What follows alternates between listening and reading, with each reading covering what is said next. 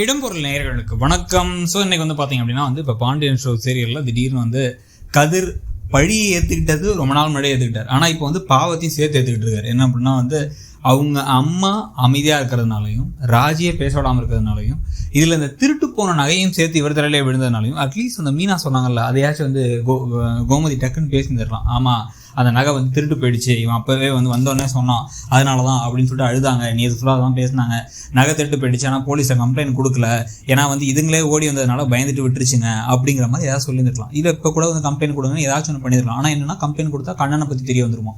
So இப்போ எந்த வகையிலையும் யாரும் மாட்டக்கூடாது. ஆனால் கதிர் மட்டும் எல்லா பாவத்தையும் அனுபவிக்கலாம். கதிரை இப்போ அவர் சபிக்கிறாரு, இவ்வளோ மோசமான ஒரு பையனாக இருக்கான் அவன் அப்படின்ட்டு.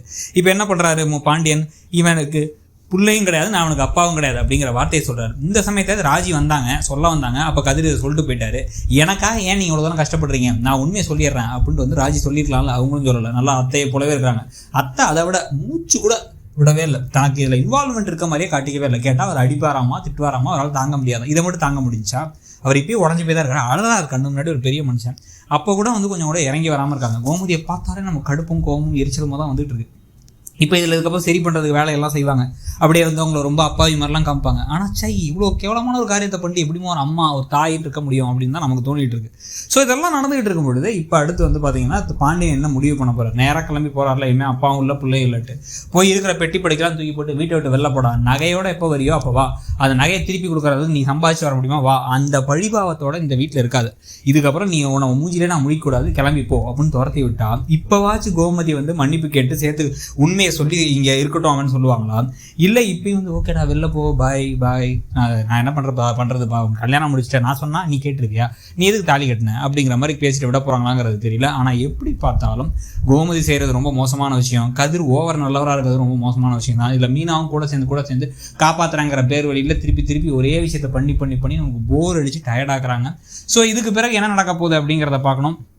இது வரைக்கும் கதையில் மீனா பண்ணுறது வேணால் அந்த ஒரு திருப்பி ஒரே விஷயம் பண்ணுற மாதிரி இருக்குன்னு சொன்னோம். ஆனால் ஓவராலாக பார்த்தீங்கன்னா இந்த மகாசங்கமத்துக்கு பிறகு ஒரு திரைக்கதையாக ஒரு சீரியலாக நல்லா பரபரப்பாக போக ஆரம்பிச்சிருச்சு. நமக்குமே நிறைய விஷயங்கள் நல்லா இருக்குது அப்படின்னு தோண ஆரம்பிச்சிருச்சு. கதையில் சில விஷயங்கள் சில கேரக்டர்ஸ் எல்லாத்தையும் பற்றி நமக்கு புரிய ஆரம்பிச்சிருச்சு. ஸோ இப்போ டிஆர்பியில் நல்ல ஒரு பொசிஷனுக்கு வந்துட்டாங்க. இதை எப்படியே மெயின்டைன் பண்ண போகிறாங்கன்னா என்னென்ன ட்விஸ்ட் வைக்க போகிறாங்க, ஒருவேளை கதிரும் ராஜியும் வெளில நடு ரோட்டில் நிற்க, அந்த வீட்டிலும் இல்லாமல் இந்த வீடும் இல்லாமல் தனியாக அவர் எப்படி மேலே வராரு, எப்படி படிக்க போகிறாங்க, அதில் வரக்கூடிய பிரச்சனைகள்ட்டு காமிக்கிறது ஒரு பக்கம். இன்னொரு பக்கம் கொஞ்சம் கொஞ்சமாக உண்மைகள் ஒவ்வொருத்தங்களுக்காக தெரிய வர்றது. இந்த கண்ணனுங்கிற கேரக்டரை பற்றி உண்மையும் கதிரும் ராஜியும் லவ்வே பண்ணலங்கிற உண்மையெல்லாம் பழனி கண்டுபிடிச்சி உண்மைகளை வெளில கொண்டுறதுன்னு கதை போதான்னு தெரியல. ஆனால் இதில் பாவம் அண்ணனுங்களுக்கு செந்திலுக்கும் சரவணனுக்குமே கதிர் மேலே அவ்வளோ பாசமான அண்ணனுங்க. ஆனால் அவங்களே கதிரை வெறுக்கிற மாதிரி விஷயங்களையும் கோமதி செஞ்ச சுச்சுவேஷனால நடந்துகிட்டு இருக்கு. அப்பாட்ட இப்படி பேசிட்டாங்க அப்படிங்கிறது என்னால் ஏற்றுக்க முடியலடா அப்படின்னு அதுலேயும் நிறைய சண்டைகள் வரப்போகுது. ஸோ எல்லாத்தையும் பற்றி நீங்கள் என்ன நினைக்கிறீங்கிறத சொல்லுங்கள். இந்த கதை இப்போ எப்படி போகுது, உங்களை பொறுத்த வரைக்கும் இந்த கதையில் என்ன மாற்றம் வந்தால் நல்லாயிருக்கும்னு நினைக்கிறீங்கிறத சொல்லுங்கள். தேங்க்யூ.